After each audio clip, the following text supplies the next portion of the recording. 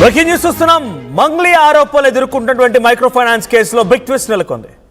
Ramavath Madhu remand రిపోర్ట్లో సంచలన విషయాలు బయటపడుతున్నాయి. ఇప్పటివరకు సుమారుగా 130 మంది బాధితుల నుంచి 12 కోట్ల రూపాయలు వసూలు చేసినట్టు గుర్తించారు పోలీసులు. డిపాజిట్లతో భూములు కొనుగోలు చేశారు రమవత్ మధు. అయితే దేవులపల్లి, జహీరాబాద్లో 10 కోట్ల విలువైనటువంటి భూమి కూడా కలిగి ఉంది. 3 బినామీ పేర్ల పైన మధు ఈ భూమిని కొనుగోలు చేసినట్టు తెలుస్తోంది. అభిషేక్, మహేందర్, శ్రీను ఈ 3 పేరిట భూమిని రిజిస్ట్రేషన్ చేశాడు. అయితే మధు ఆస్తులు సీజ్ చేసేందుకు ప్రభుత్వానికి పోలీసులు లేఖ రాసుకొచ్చారు. సో నా చేతిలో ఉంది రిమాండ్ రిపోర్ట్. సుమారుగా 10-15 పేజీల రిమాండ్ రిపోర్ట్ ఇందులో ఉంది. దీంట్లో అందరు విక్టిమ్స్ కూడా 5 లక్షలు, 10 లక్షలు, 15 లక్షలు, 2 లక్షలు, 3 లక్షలు అంతా ఒంటి మీద బంగారాన్ని, ఇంటిని తాకట్టు పెట్టి తీసుకొచ్చి చెల్లించినవే. ఆ రిమాండ్ రిపోర్ట్ సంబంధించి విజువల్స్ మీరు కూడా ఆర్టీవీ స్క్రీన్ పై చూస్తున్నారు. సుమారుగా 12 కోట్ల రూపాయలు కేవలం ఇక్కడ వాళ్ళకి ఇచ్చిన కంప్లైంట్ ఆధారితంగా 12 కోట్ల రూపాయలని వారంతా వసూలు చేశారంట.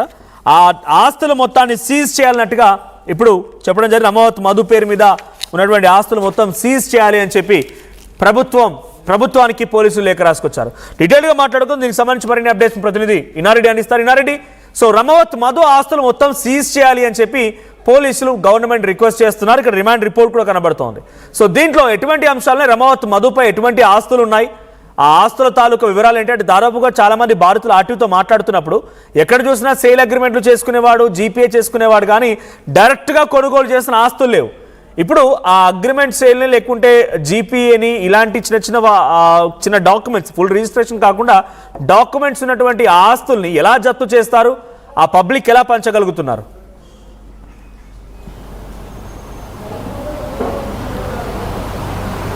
ఇనారెడ్డి, మనోజ్, మనం చూడొచ్చు ఈ మధు రిమాండ్ రిపోర్ట్లో చాలా కీలకమైన అంశాలు కూడా చిట్లో తను ఒప్పుకోవడం జరుగుతోంది. మనం గమనిస్తే మొత్తంగా 130 మందిని మోసం చేశాడు, దాంట్లో 12 కోట్ల రూపాయలు కూడా వసూలు చేశారని చెప్పన్న విషయాన్ని చాలా స్పష్టమైన ఆధారాలు ఉన్నట్టు కూడా పోలీసులు చెప్తున్న పరిస్థితి. అయితే ఈ ఎకనామిక్ అఫెన్స్ వింగ్ ఏమైతే అరెస్ట్ చేసిన నేపథ్యంలో ఎవరైతే ఫిర్యాదుదారుడు ఈ శుభక్షేత్ర అనే కంపెనీతో పెట్టుబడులు తీసుకున్నారని చెప్పేసి సంతోష్ అలియాస్ కృష్ణారావు అనే వ్యక్తి ఫిర్యాదు చేశాడు. ఆ ఫిర్యాదు మేరకు దీంట్లో ప్రధానమైన గమనిస్తే రమవత్ మధు అనే వ్యక్తి పరిచయం అయ్యి ఆ రకంగా మోసం చేశాడు. దీంట్లో ప్రధానంగా మనం దీంట్లో ఉన్న డాక్యుమెంట్స్ ప్రకారం మనం చూస్తే, రిమాండ్ రిపోర్ట్ డాక్యుమెంట్ ప్రకారం మనం చూస్తే ఆ 16 ఎకరాలకు సంబంధించి డిటిసిపి ఆమోదం ఉందని, అలాగనే దీంట్లో ఒక్కొక్క వ్యక్తి కనుక 5 లక్షల రూపాయల కన్నా చెల్లిస్తే అతనిచ్చే ఆఫర్ జనరల్గా చూస్తే ఇలాంటి ఆఫర్ కనుక వింటే ఎవరైనా కానీ అట్రాక్ట్ అవుతారు. మనోజ్, మనం చూడండి, దీంట్లో మీరు కనుక 5 లక్షల రూపాయలు చెల్లిస్తే 102 గజాల ఫ్లాటు, అలాగనే 42 నెలల పాటు 25,000 చెల్లిస్తామని, ఇదే కాకుండా 5 లక్షల రూపాయల ఇన్సూరెన్స్. నిజంగా మరి ఇంత అట్రాక్ట్గా ఉన్న ఆఫర్ చేస్తే సామాన్యులు, తర్వాత మామూలు వ్యక్తులు ఎందుకు అట్రాక్ట్ కారు?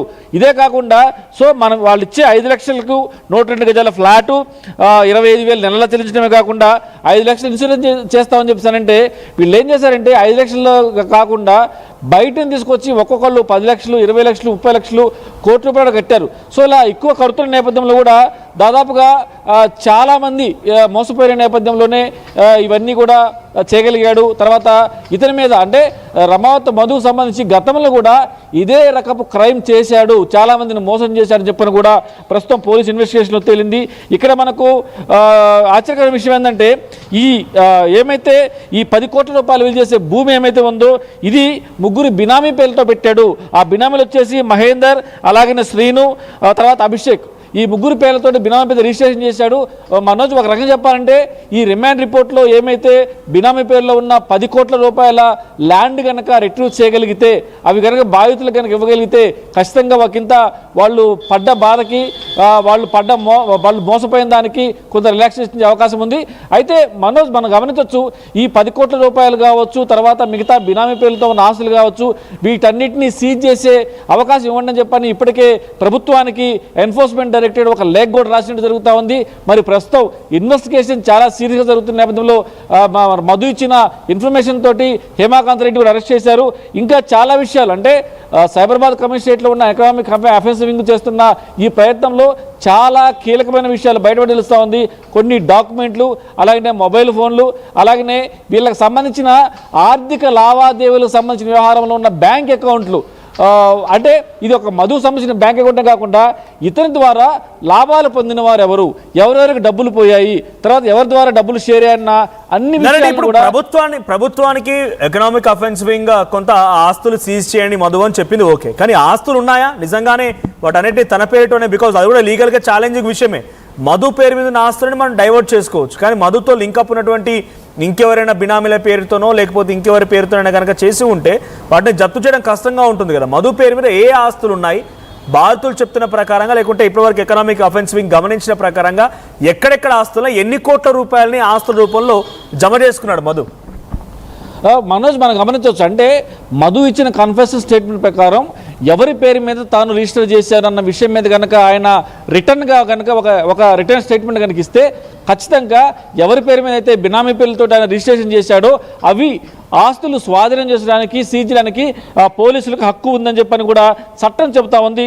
మరి ఆ దిశగా చూస్తే దీంట్లో ప్రధానంగా మనం గమనిస్తే దేవులపల్లి జహీరాబాద్లో 10 కోట్ల రూపాయల విలువైన భూమిని ముగ్గురు పేరు మీద, బినామీ పేర్ల మీద ఆయన రిజిస్ట్రేషన్ చేశాడు. ఆ బినామీలు వచ్చేసి అభిషేక్, మహేందర్, శ్రీను. సో ఈ బినామీ పేర్ల మీద ఉన్నవి సీజ్ చేయవచ్చా అని చెప్పిన మీ క్వశ్చన్కు ఒక సమాధానం లీగల్గా ఉంది.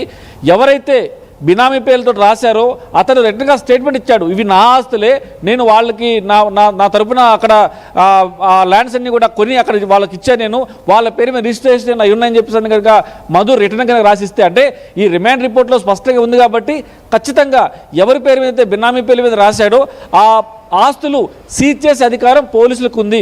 ఎందుకంటే మధు రాసిచ్చాడు కాబట్టి నా ఆస్తులే వాళ్ళ పేర్ల మీద పెట్టాను. ఇక్కడ ఒక ప్రధానంగా ఒక విషయం గమనించాలి మనోజ్, ఎక్కడైతే డబ్బులు తీసుకున్నాడో, ఎక్కడైతే డబ్బులను తీసుకొని ఈ ఎవరెవరికి ఇచ్చాడు, తర్వాత ఎవరి ద్వారా స్ప్రెడ్ అయ్యింది అని చెప్పిన దాని మీద ఎకనామిక్ అఫెన్స్ వింగ్ ఇన్వెస్టిగేషన్లో తేలిన అంశాలు కాబట్టి ఈ డబ్బులను ఎక్కడికి ట్రాన్స్ఫర్ అయిన దాని మీద లీగల్గా కొంత ఎవిడెన్స్ కూడా ఉంది కాబట్టి ఆ దిశగా బినామీ ఆస్తులు అయినా సరే సీజ్ చేయొచ్చు. ఇప్పుడు ఎకనామిక్స్ వింగ్ కూడా ఇప్పటికే ప్రభుత్వానికి ఒక లేఖ రాసింది. మరి దాదాపుగా మోసపోయింది 12 కోట్ల చెప్పి తెలుస్తున్న నేపథ్యంలో 10 కోట్ల వరకు కూడా ఆ ఆస్తులు ఉన్నాయి కాబట్టి కొంతవరకు ఈ ఎకనామిక్స్ వింగ్ సీరియస్గా తీసుకొని ప్రభుత్వం కనుక ఇన్వాల్వ్ అయితే మాత్రం ఆ ఆస్తులు సీజ్ చేసి వాళ్ళకి పంచడం చాలా ఈజీ అవుతుందని కూడా న్యాయ కోవిదులు చెప్తున్న విషయం ప్రకారం మనకు అర్థమవుతా ఉంది మనోజ్.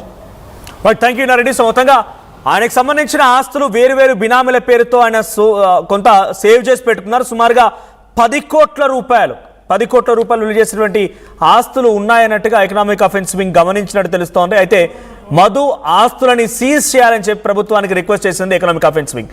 అభిషేక్, మహేందర్, శ్రీను ఈ ముగ్గురు పేరిట, ఈ బినామీల పేరిట 10 కోట్ల విలువైనటువంటి భూమిని దేవులపల్లి జహీరాబాద్ దగ్గర మధు దాచేసి పెట్టారని, అయితే ఈ భూమిని వెంటనే జప్తు చేసుకోవాలని చెప్పి అప్పుడు మాత్రమే మైక్రో ఫైనాన్స్ స్కామ్లో నుంచి కొంతమంది బాధితులను విముక్తులు చేయొచ్చు అన్నట్టుగా ఎకనామిక్ అఫెన్స్ వింగ్ భావించింది. సో ఆ రిమాండ్ రిపోర్ట్ నా చేతిలో ఉంది. రిమాండ్ రిపోర్ట్ ఆధారితంగా ఇప్పుడు మరి గవర్నమెంట్ ఏం చేస్తుంది, ఏ రకంగా ఆస్తులు జప్తు చేస్తుంది చూడాలి. బట్ చాలా మంది బాధితున్నారు, ఒకరు కాదు ఇద్దరు కాదు. ఆ బాధితులందరి సంఖ్య ఇంకా రోజు పెరుగుతూనే ఉంది. సో కొన్ని లక్షల రూపాయలు ఇల్లులు ఉన్నవారు ఇల్లులు తాకట్టు పెట్టారు, మెల్లో పుస్తెళ్తాడు, ఒంటిపై బంగారం అంతా తాకట్టు పెట్టి డబ్బులు తీసుకొచ్చి ఇటు మధుకి ఇచ్చారు. సో మధు వారికి రిటర్న్స్ ఇస్తానని చెప్పాడు. ఒక్కొక్కరికి 102 గజాల భూమి, 42 నెలల పాటుగా నెలకి 25,000 రూపాయల ఇంట్రెస్ట్ అమౌంట్, ఆ తర్వాత 5 లక్షల రూపాయల జీవిత బీమా, ఇవన్నీ ఉంటాయని చెప్పి వాళ్ళని నమ్మించాడు. కానీ ఆఖరికి వస్తే ఏమైపోయిందంటే అందరినీ మోసగించి కోట్ల రూపాయలు దండుకున్నాడు. దీంట్లో ప్రధానంగా ఆరోపణలు ఎదుర్కొంటోంది సింగర్ మంగ్లీ అండ్ మంగ్లీ తమ్ముడు శివ, మరికొంతమంది కూడా ఆరోపణలు ఎదుర్కొంటున్నారు. సంచలనంగా రోజుకు అంశం బయటపడుతోంది. మరి ఈ రోజు ఎకనామిక్ అఫెన్స్ వింగ్ రిక్వెస్ట్ మేరకి ప్రభుత్వం ఏ రకంగా ఆస్తులు జప్తు చేస్తోంది, ఇది కేవలం మధు వరకే ఆగుతుందా లేదా ఆరోపణలు ఎదుర్కొంటున్నటువంటి మంగ్లీ తమ్ముడు శివ అండ్ మంగ్లీ